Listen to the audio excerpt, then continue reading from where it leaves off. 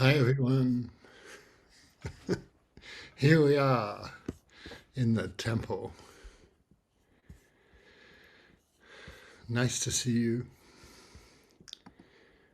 Happy to be one of the happy things to step into a temple.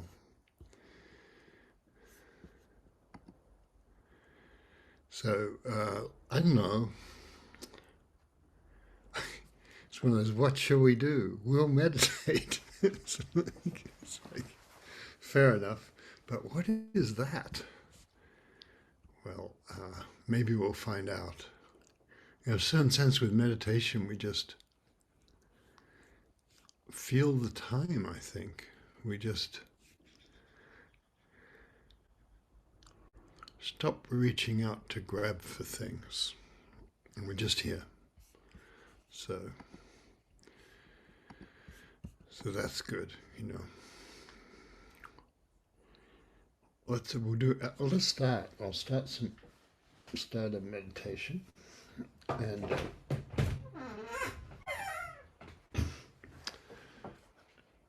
using my handy bell, a handy great temple bell, and we'll I don't know, I just feel it. Be the host to it.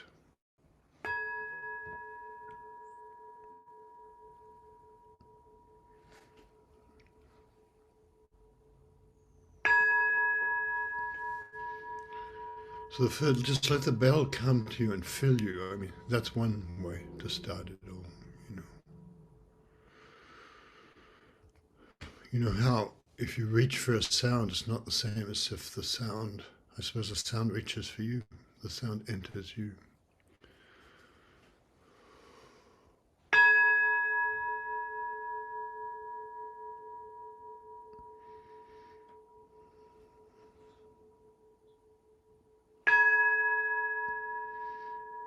The sound of the temple bell, the ancient sound.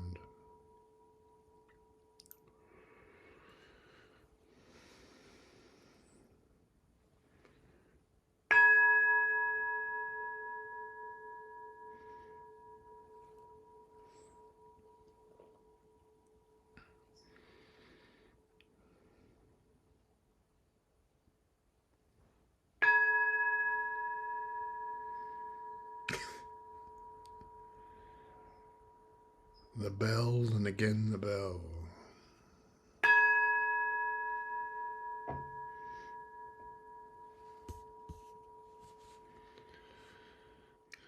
So yeah, let's begin. In a way, we start reaching for things before we know where we are, or what we're reaching for, if it would help to reach, you know. So, so we just begin. That's why we begin by feeling the time.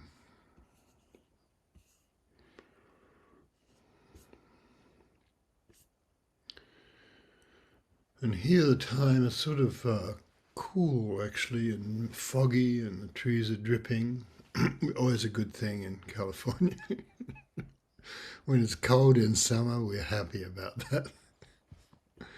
And it is what is. It's a beautiful thing. And the trees are happy. They look less exhausted when it's misty.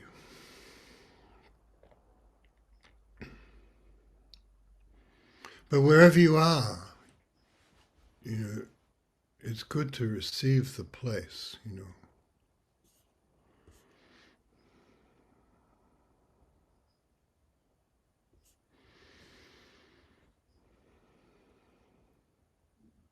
Because you're receiving your own life. So here's a koan to sit with, which would be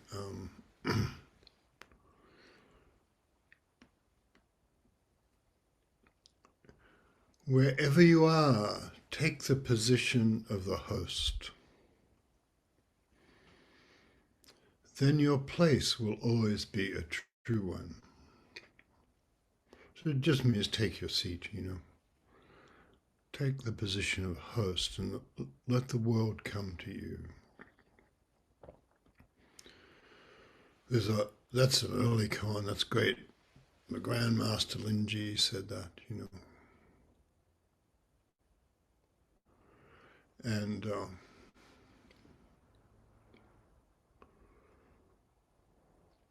and somewhat much later, a Japanese teacher said, when the 10,000 things, when all the 10,000 means everything. It's like there's counting systems. One, two, when I was a child, I thought it went 1, 2, 3, 4, up to 9, and then 1,000. So that comes after 9. So after 1, 2, 3, 4, it goes 10,000. And so everything, when the 10,000 things advance and meet you, that's called enlightenment. When you advance and meet the 10,000 things, that's called delusion. Nothing wrong with that, of course. But we can tell the difference from when we're seated and the universe comes to us, and there's a serenity and a modesty and a grandeur all at once about that.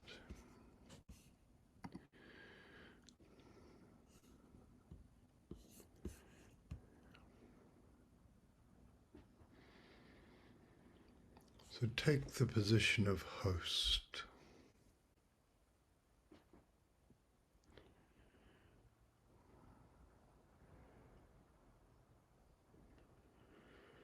And when you're in the position of host, you're not actually, you notice that you're not trying to get an outcome. It seems important. Because the outcome is what you would know before you were the host. It's what you would want. But if you're the host, everything comes to you. And so you're not trying to inflict an outcome on the poor people around you. You will be happy, or else. You're unhappy, I must fix you. All the ways you can tell, chase after, other people's lives, really. We're not trusting them to be living the right life, and we're not trusting ourselves to be living the right life. So that's a good thing. Good thing when we can trust that. So whatever comes, isn't it? That's a wonderful illustration. Whatever comes, it must be the right thing.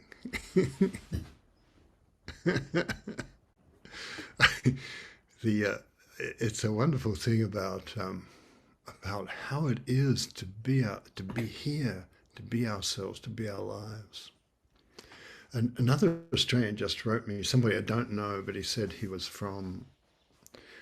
a graduate of the same school as me, which was the National University, ANU, or INU as Australians call it.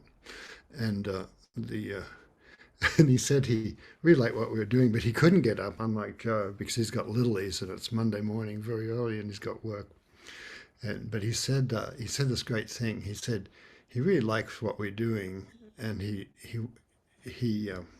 I guess he's some sort of something in the law world, because he said he did this thing where in Australia in court you have to swear on a sacred book,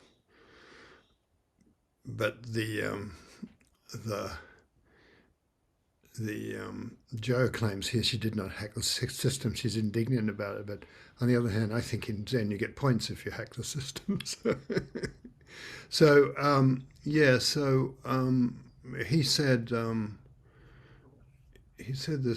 this really funny thing. So you can take the Bible or the Quran or something in to swear on, and he took "Bring Me the Rhinoceros" in to swear on, and he said that, and the judge thought it was the greatest thing, and his senior partner in the law firm thought it was the greatest thing, and so he swore, "I solemnly swear on Bring Me the Rhinoceros that I will tell the truth, the whole truth, nothing but the truth." And so that's sort of taking the position of host.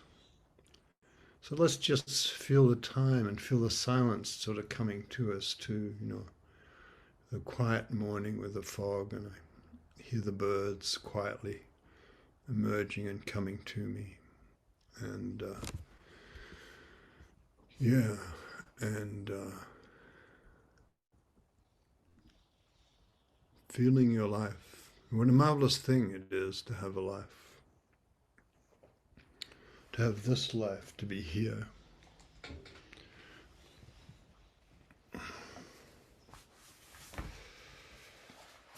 You know that to know in a certain way, if you take the position of host, somehow you know you're not, the guests are coming and you're courteous to whatever arrives.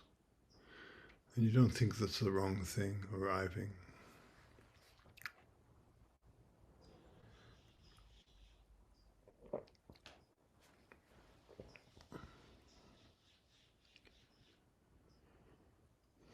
And so we're not living the wrong life, and we can't live the wrong life, actually.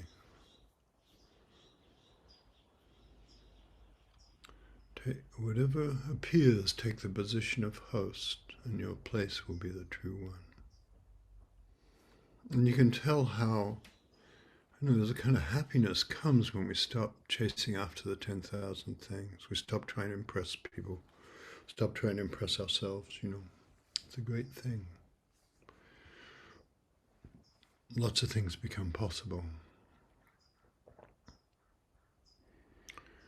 At some stage when we're meditating, we get those moments when we're just free. And I don't know, maybe sometimes we find our consciousness unpleasant, we're sick or whatever it is. Or we just sort of, something disturbed us, and we're paranoid about something a friend said or something like that,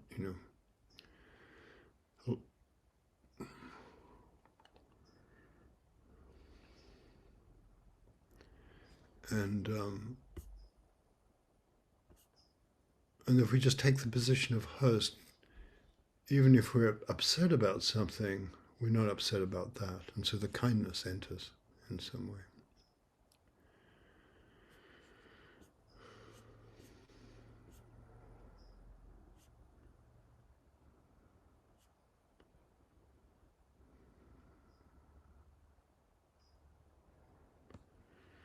And at some stage, I guess I spent a lot of time trying to make my mind, I don't know what I was trying to do, but maybe acceptable to myself or acceptable make it match the things I read in books about the right kind of mind to have if you're wise or calm or enlightened. And, and you can tell that's already having a preset plan, so it's doomed.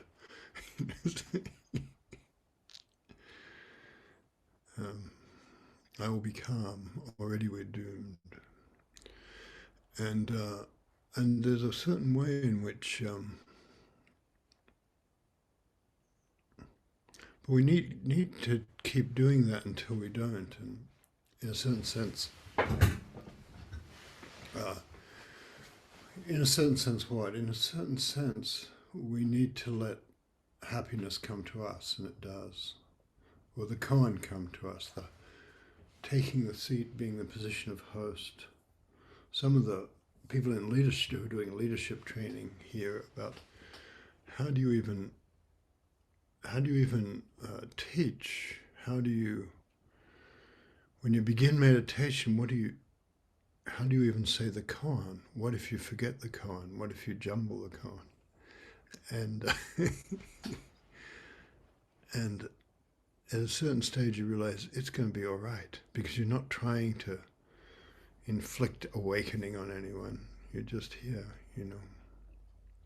enjoying the moment, enjoying the place.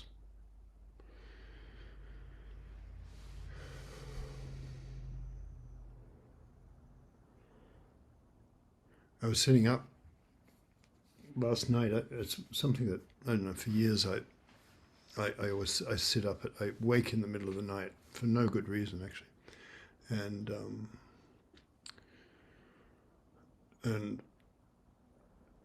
I look around and, yep, it's the middle of the night. And so I get up and I get kind of dressed and I and warm weather, I go out on the porch and I just sit out on the porch and in the garden. And I have a garden, and there are things moving around. You don't know what they are. Foxes and possums and bobcats maybe, and owls, and and gradually it advances to me and it just takes me. And it's like that in meditation. Just the night holds us. Everything unknown holds us. And at some stage after, or last night, I noticed after, I don't know how long, an hour or so, I forget because I'm just in the night, I thought, hang on, I'm not really meditating. And then I thought, I'm really happy, I must be meditating. So it's like that, that's the position of host. It's involuntary, the joy comes up.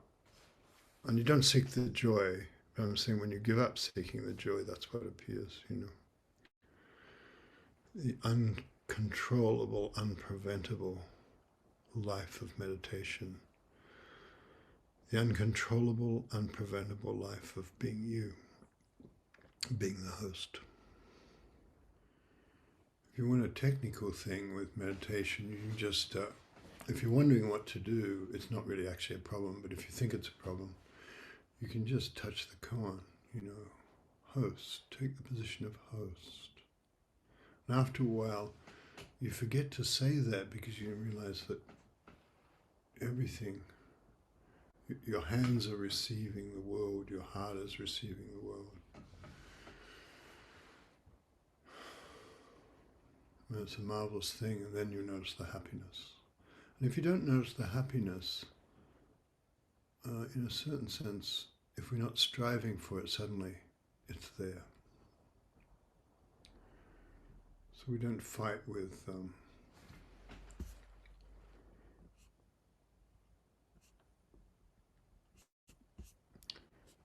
don't fight with circumstances. What we have this moment when we're host is more than enough. It's enough. It's more than enough. This is enough.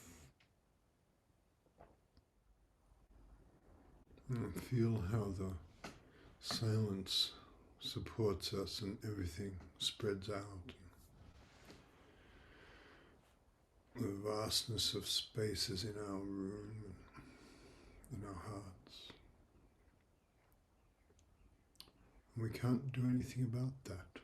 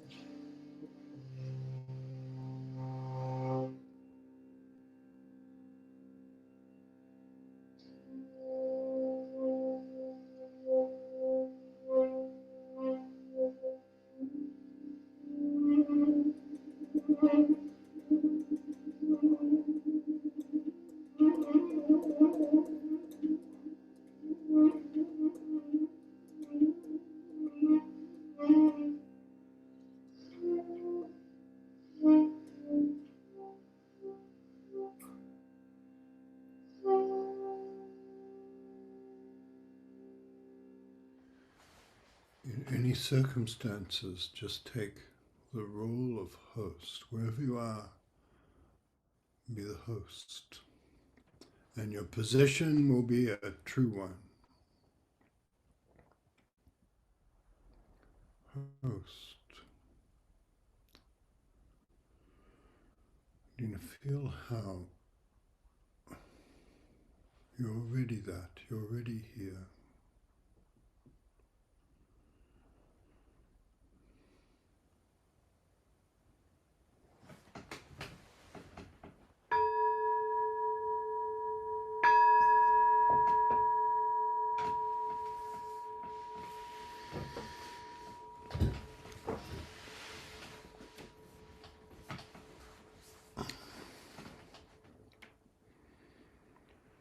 Well, I'm not sure it's like this now, but for a long time, meditation for me was like I was trying to do something. I was trying to get my meditation in, or I know I'll feel better if I meditate, things like that. You know, I know I can get wiser if I meditate during this retreat, harder, and things like that. And then at some stage, I noticed that whenever I stopped that, I was already happy. And I think you need to do some of the striving and trying and not being the host, just to, just to, I don't know, prove our worthiness, purify. I don't know. There's no good description of it that makes sense, but sometimes we don't, unless we're suffering, unless the medicine tastes bitter, you know, unless we're suffering, we can't be doing the practice, you know. There's a kind of involuntary joy that appears, and it appears in the middle of everything, I think. the thinking of a woman I sat with long ago in Hawaii, and who who'd had a lot of pain growing up and suffering, and gone out into the forest to sort of as a refuge from the world she was growing up in, which is violent and denigrating. And she would, but she really wanted to get enlightened, She was a very sincere student, and there's something really innocent and lovable about her, and I'd see her during the retreat. Sort of, she'd collapse, she'd get sick, all these things would happen, but she'd keep going, and it was just clearly some great process deep down working in her. And her friends would drag her into the interview with the teacher. And they'd sort of half carry her in, sort of walk her in with come on, you can walk, and we'll put it. And there was a very formal system where you had to do full bows across the threshold and full bows in front of the teacher, and 3 in each case, full bows leaving. So I don't know how they handled that, but I think they just dragged her in and dumped her on the cushion in front of the teacher, and then they'd drag her out again, and this went on for some days. And also she would throw up sometimes, so her friends were really there for cleaning up and things. But then suddenly everything changed for her. You could tell her face was shining, and she was sort of happy and at peace. And afterwards I asked her, well, what did you see? Clearly something changed. And she said, I saw that the wall meets the floor. And that's it, isn't it? Like sitting last night, sort of in a dreamy kind of state, and a little light from the stars and the remote city lights coming through the apricot tree and the maple tree. And I thought, hang on, I'm sitting here in the night. It's great. It's just being the host. Just being the host. The wall meets the floor, whatever it is. And you have many. I tend to remember the earlier times I noticed that. I was sitting in Australia, I was sitting out in the bush, and it was very hot, and I was wearing shorts, and I'm sort of sitting there with my koan, and kind of obsessed really. And then I feel something on my leg, and I look down, and there's a little echidna, which is it's an egg-laying mammal with spines, and a remarkable person. And they have interesting personalities if you ever get to know any of them, which I have. But it was just there, and it's licking the salt off my legs. And that was that moment, there's nothing really wrong now, and echidna's licking me. It's sort of like that the beginning of awakening is noticing that you're not really, being alive is good. To be alive is a good thing. It's all right.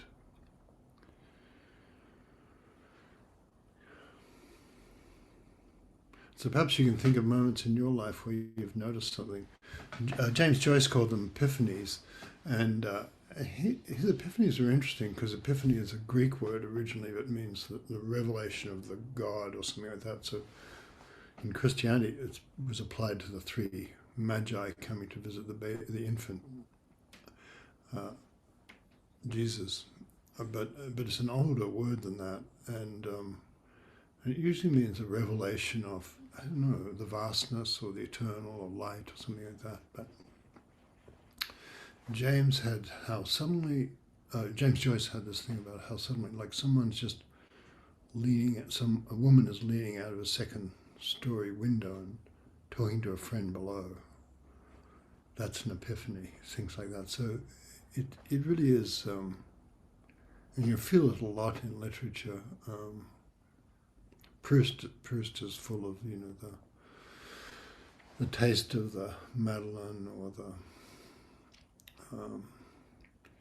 his great aunt standing out in the rain because she believed it was good for her, and things like that. So there's moments when we notice the uniqueness of every moment in life, and when we notice that, it goes out forever. I had after my own meditation opened up, I remember my relationship to poetry changed. I would write these dense, intelligent poems, which would get published sometimes in good places, what I thought were good places. But then after I wrote a poem about my grandmother's funeral. It was called After the Funeral, and it was tiny, and it said, on a white tablecloth in a cane basket, a loaf of bread. Everything else is dark until the faces turn to look at it one by one. So the sense of space it can be there in grief too. Loneliness and grief are famous for being moments that wake us up because they cut off all our scheming and planning. So anything that overwhelms us can be good.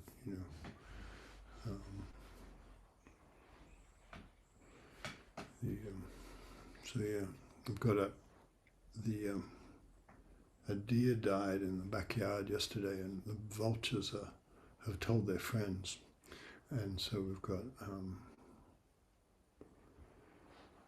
I was going to drag the deer further out into the paddock, but I don't know. I just didn't want to disturb her and just let her lie, and chanted a bit over her, and the vultures told their friends. So the vultures are happy, and it's rather interesting having the circling happening over the house all the time.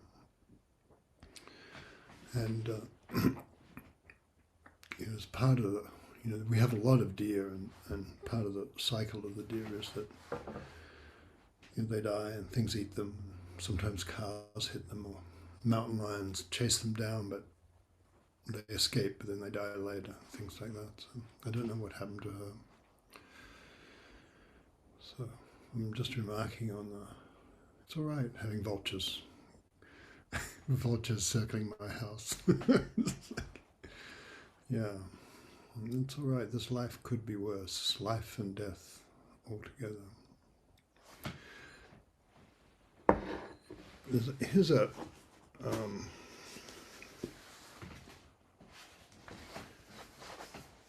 the famous Basho's famous haiku that began. I suppose people tend to think this began the whole tradition of haiku, really, which is not quite right, but it was noticed where an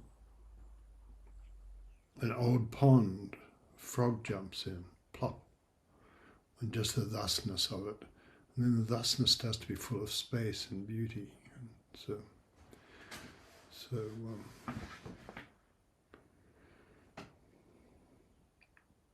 And it's a summer thing because you're sitting by an old pond hearing the frogs. This is a longish poem by Elizabeth Bishop, which has got a lot about being the host here. There's some other stuff in her because she's Elizabeth Bishop and she does many things at once, but it's one of the early poems, one of her early great poems. At the Fish Houses. Although it is a cold evening, down by one of the fish houses, an old man sits netting. Already we hear already the host, and the water's complete with the old man sitting netting. An old man sits netting his net in the gloaming, almost invisible. A dark purple-brown is shuttle worn and polished. The air smells so strong of codfish, it makes one's nose run and one's eyes water. The 5 fish houses have steeply peaked roofs, and narrow cleated gangplanks slant up to storerooms in the gables, for the wheelbarrows to be pushed up and down on. Narrow cleated gangplanks slant up to storerooms in the gables, for the wheelbarrows to be pushed up and down on. All is silver, the heavy surface of the sea swelling slowly as if considering spilling over is opaque, but the silver of the benches, the lobster pots, and masts scattered among wild, jagged rocks is of an apparent translucence, like the small old buildings with an emerald moss growing on their shoreward walls. The big fish tubs are completely lined with layers of beautiful herring scales, and the wheelbarrows are similarly plastered with creamy iridescent coats of mail, with small iridescent flies crawling on them. Up on the little slope behind the houses, set in the sparse, bright sprinkle of grass, is an ancient wooden capstan, cracked with two long bleached handles and some melancholy stains like dried blood. Melancholy stains like dried blood. Yes, that's it.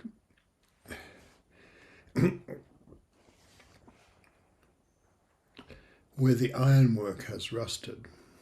The old man accepts a lucky strike. He was a friend of my grandfather. We talk of the decline in the population and of codfish and herring while he waits for a herring boat to come in. There are sequins on his vest and on his thumb. He has scraped the scales, the principal beauty, from unnumbered fish with that black old knife, the blade of which is almost worn away. Down at the water's edge, at the place where they haul up the boats, up the long ramp descending into the water, thin silver tree trunks are laid horizontally across the grey stones, down and down at intervals of 4 or 5 feet. Cold, dark, deep, and absolutely clear, element bearable to no mortal, to fish and to seals. One seal particularly I have seen here evening after evening. He was curious about me. He was interested in music. Like me, a believer in total immersion. It's a great line. That's meditation. Like the seal, a believer in total immersion. So I used to sing him Baptist hymns. I also sang, "A mighty fortress is our God." He stood up in the water and regarded me steadily, moving his head a little. Then he would disappear, then suddenly emerge almost in the same spot with a sort of shrug, as if it were against his better judgment. Cold, dark, deep, and absolutely clear, the clear, grey, icy water. Back behind us the dignified tall firs begin. Bluish, associating with their shadows, a million Christmas trees stand, waiting for Christmas. The water seems suspended above the rounded grey and blue-grey stones. I have seen it over and over, the same sea, the same, slightly, indifferently swinging above the stones, icily free above the stones and then the world. If you should dip your hand in, your wrist would ache immediately. Your bones would begin to ache and your hand would burn, as if the water were a transmutation of fire that feeds on stones and burns with a dark grey flame. If you tasted it, it would first taste bitter, then briny, then surely burn your tongue. It is like what we imagine knowledge to be. Dark, salt, clear, moving, utterly free. Dark, salt, clear, moving, utterly free. Drawn from the cold, hard mouth of the world, derived from the rocky breasts forever, flowing and drawn, and since our knowledge is historical, flowing and flown. So, at the fish houses where everything is silver.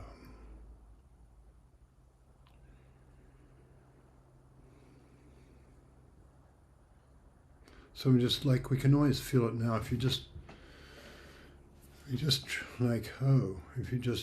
can try looking at anything, you can try hearing anything. Because you're hearing something anyway, and you're noticing something with your eyes anyway. And you notice suddenly the happiness can be here. There's nothing happening, you know. And when nothing's happening, that's good. We're not in the way. one of the sutras says the mind is a conjuring trick. It has all these thoughts and thinks it's a thing, thinks it's a self. Another one goes, the mind is a great artist, constantly producing the 5 ways of knowing the world. The mind is a great artist. When we meditate, we don't disapprove of the artist, but we don't necessarily believe all its stories. So it's like, here we are. And you can feel it, like right now, if we just take a breath and you don't even look in, it's just here already, like that. It's here. And it's wonder, just looking at the vultures, still going. It's like, we're here, in this marvelous world with all the changes.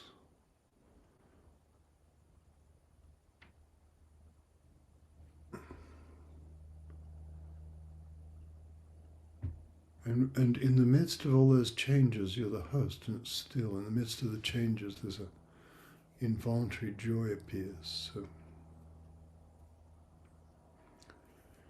that's why when people, begin to wake up, they talk about putting down a burden, things like that, because the burden is, I'm carrying me around and wanting to, I don't know, impress my parents, impress me, impress you, whatever.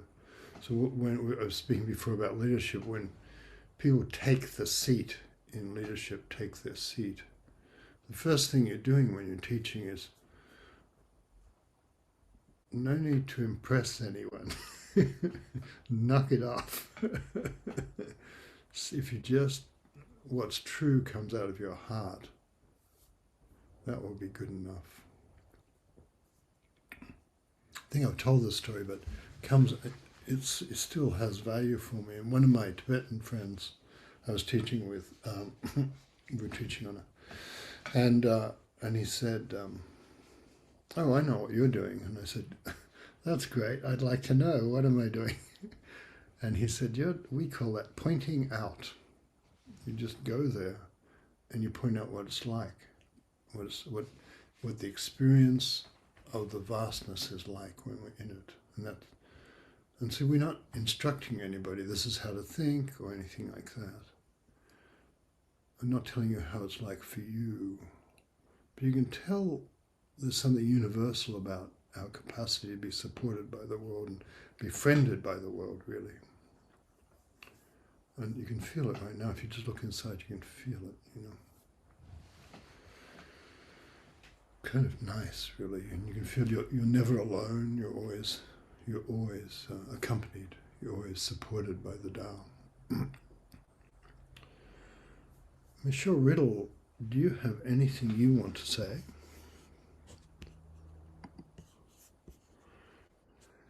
That's a very good question. I had more to say when the program started, and as I sit here, just sort of getting deeper and deeper, I have less and less to say, and I'm just feeling like, oh, this feels so good, just to sit and be here. And I I did like your story about somebody swearing on "Bring Me the Rhinoceros." And that's an image. It's like, it's such a great thing. I'm going to swear on nothing solid. I'm going to swear on, you know, meeting each moment. It's such a, I, one of those things that you almost would think, well, that's not possible. You can't swear on that. You can't swear on the mystery of all things and the mystery of each moment. I like that. Um, yeah, and right now for me, I think people know I deal with great wine grape harvests, and it's just about to go crazy. So I feel like I'm in a cockpit and getting everything's getting all ready and prepared for when all of a sudden it's like we take off on this journey and everything comes at me, and it gets really crazy. And I was thinking, well, like, there's a way in which it feels so much like being the host doing that and running harvest, and you don't know what's going to happen.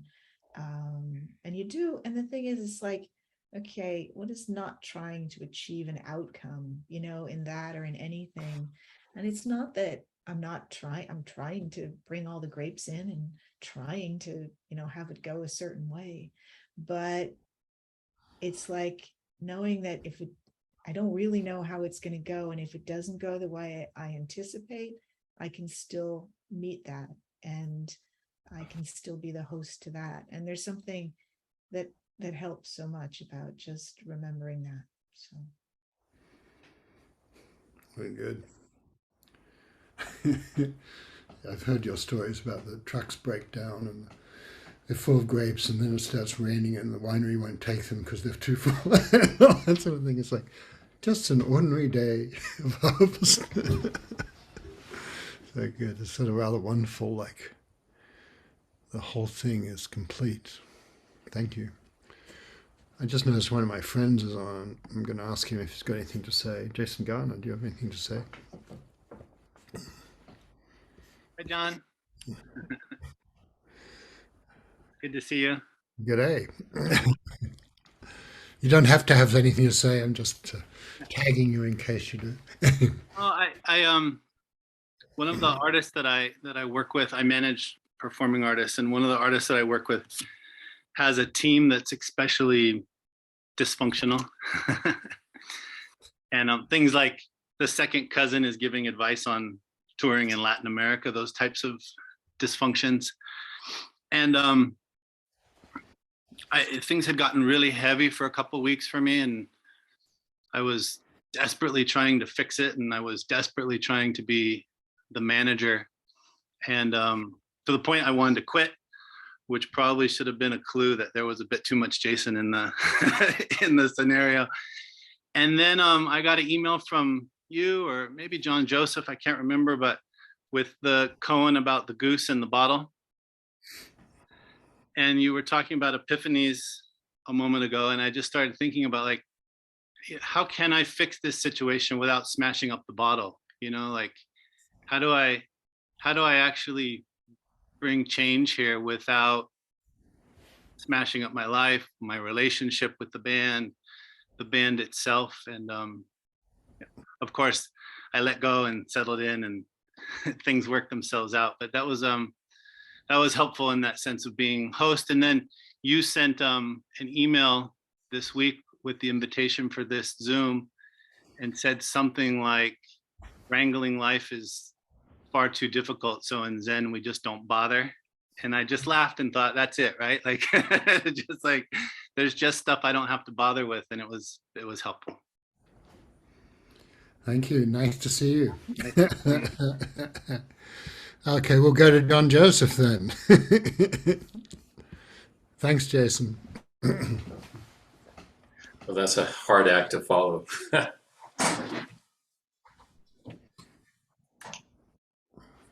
Host and guest, when you started talking about it, made me think of friendship and, that relationship. The host invites the guests, and there's that natural friendship. And we talked about friendship here, I think, a couple of weeks ago. And I was sitting outside yesterday with my dog, who was endearingly annoying, trying to drop the ball in my lap. And there was a breeze blowing, and a juniper tree had grown up next to our redwood pergola. And it was just, it was blowing in the wind, and it goes, it makes this sound, this really deep sort of wooden sound when the wind blows. And it's just wonderful, because the tree was calling my name in its own voice, and the leaves rustling off in the other direction were calling my name, and it made me feel like the world is actually a world of friends, a friendly place. And it felt really good. And then yesterday was the 70th birthday of an old friend an old girlfriend who I once lived overseas with, and I probably talked to her once every 10 years. And I just gave her a call out of the blue and talked to her, and I heard her voice, just this beautiful voice that she has. And it was so nice to be friends again for just a moment. I really enjoy that friendship, and I loved Michael's. You know, just it was just the music was just coming. You know, and it was really nice. Thank you, Michael. And thank you. Thanks, John. Yeah, music is a friend too. Alison, do you have anything you want to say? I was really struck by something you said earlier today about wherever you are, it's good to receive the place and that you're receiving your own life. On Friday morning, yeah, it was this last Friday morning, I was at Tamales Bay near Inverness, and it's this, if you've never been there, it's this long bay that's basically the tear of the San Andreas Fault that's been filled with the sea. And I was staying at this, a place that I normally would disapprove of. It was a little resort that is right on the sea, but it was probably chic about 40 years ago. So it has this wonderful sense of it's seen better days, sort of shabby, and uh, and it attracted, no one at the resort was in any way hip or chic. It was all kind of the um, people that sort of washed up into the place like me. And my place had a tiny little deck, like 5 by 7 feet or something, with few feet from Tamales Bay, and across an asphalt driveway was the foreground. And I also had a little kitchenette, and I'd made myself a cup of coffee. And I was sitting out there in the mist covering, and it was very quiet Friday morning, and I just so enjoying my cup of coffee, and barefoot out on my little deck. And then I go back to go inside, and I've locked myself out of my place, and I have, no key and no cell phone or anything. And I think, what am I going to do? and I and the office is quite a walk from my place there, so and everything's sort of not up kept very well, and I'm walking on this very hard and gravelly asphalt, and there's a hose that's been laid out and left there, and I'm walking on the hose as a kind of soft place for my feet to step, and then I'm walking on patches of unmown grass, and I'm just having this great time. Like, I just feel so happy, and I've got a solution. I'm going to the office, and I get there, and there's a big sign saying, "No one's here, we'll be back at 9 o'clock." And I also don't know what time it is because I don't have my cell phone or anything. Could be hours from now. And then it has a phone number you can call if you have any trouble. But of course I have no way to call.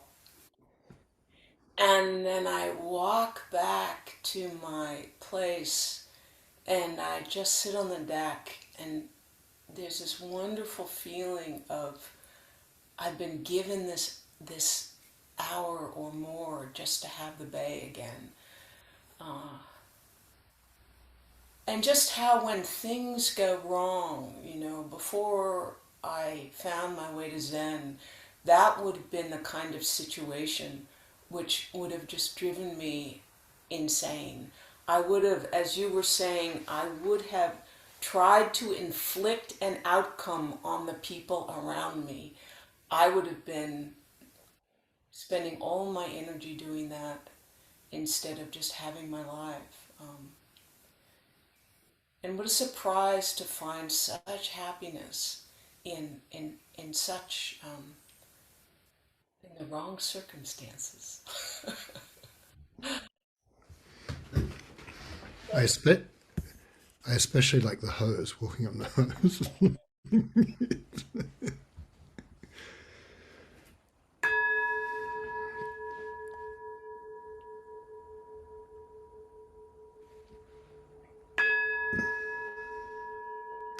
Sound of the temple bell.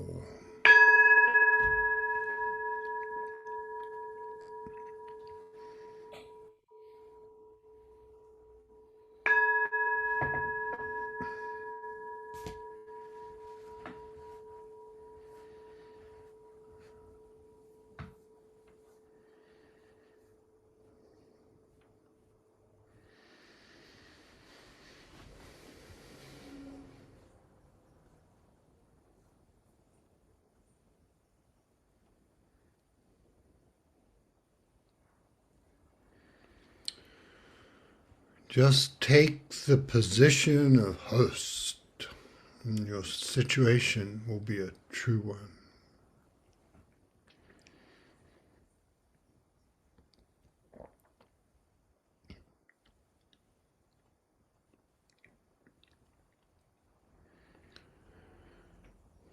And you notice as, sometimes I just like the silence, and it's good to just keep sitting and are we doing it the right way, the wrong way? There's no right way, no wrong way. The universe is sitting through us. The universe is sitting us, the trees and the roads and the cars and the bay.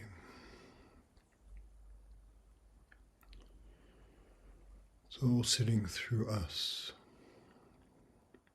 Sometimes things get resolved, questions, we have deep questions, but they get resolved at this whole other level. And lots of problems I never did solve. And it turned out to be quite okay. Some deeper thing happens. It's not yet beyond yes and no.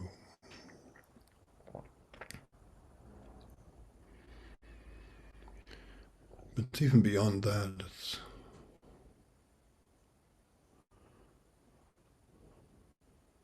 I think it's that we stop, we see the gate and the door and we stop saying, we stop thinking it's closed, really. And the happiness just comes up from inside, whatever it is,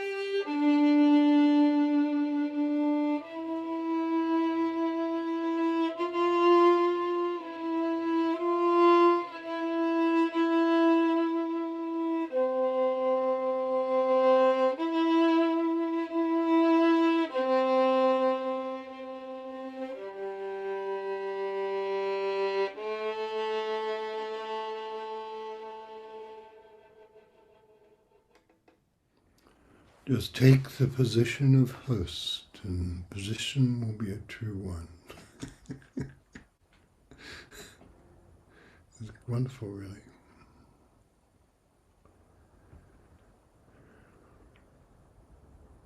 What other position could we take? Who else's life could we have?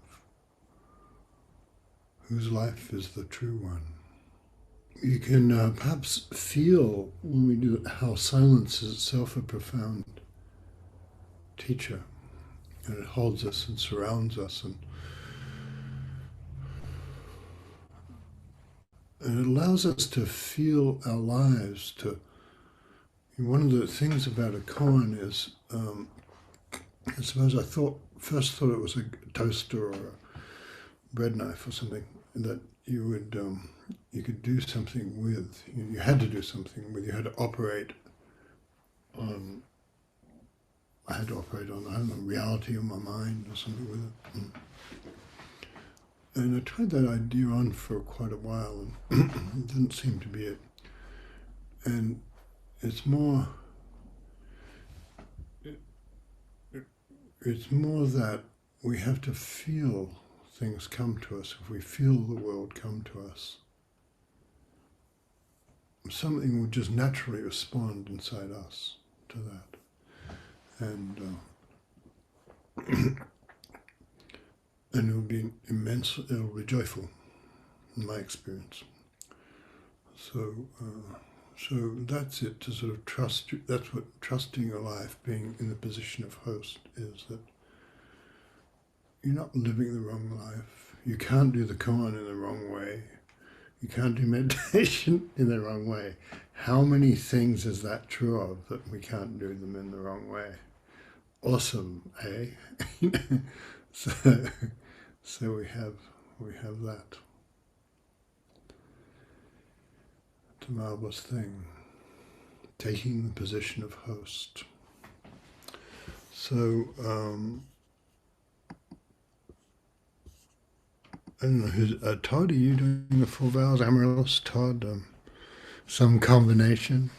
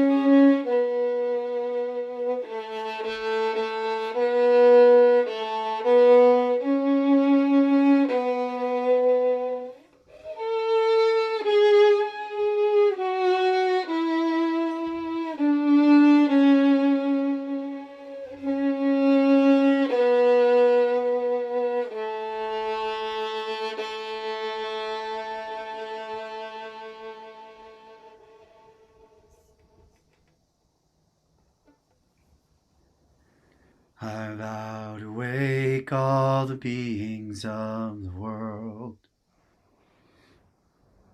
I vow to set endless heartache to rest.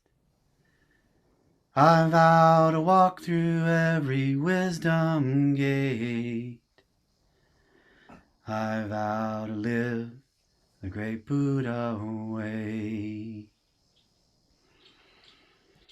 I vow to wake all the beings of the world. I vow to set endless heartache to rest. I vow to walk through every wisdom gate. I vow to live the great Buddha way. I vow to wake all the beings of the world. I vow to set endless heartache to rest. I vow to walk through every wisdom gate. I vow to live the great Buddha way. Thank you, Todd. Thank you, Amaryllis. Thank you, Michael Wilding, for your music. Thank you, everyone. I don't know, meditation. We're doing it. The great Buddha way, we're walking it. Thank you for walking it with me. If you want to donate to us, pacificzen.org, donations are thrilling to us. They allow us to keep the website going, things like that. And we're making the website an online resource for those people who like to read such things. And so that's a big deal. And also, I don't know, we'd like to hear from you. If you're swearing on, using the rhinoceros to swear on in court or whatever, whatever you want to tell us. So thank you very much for coming, and thank you all.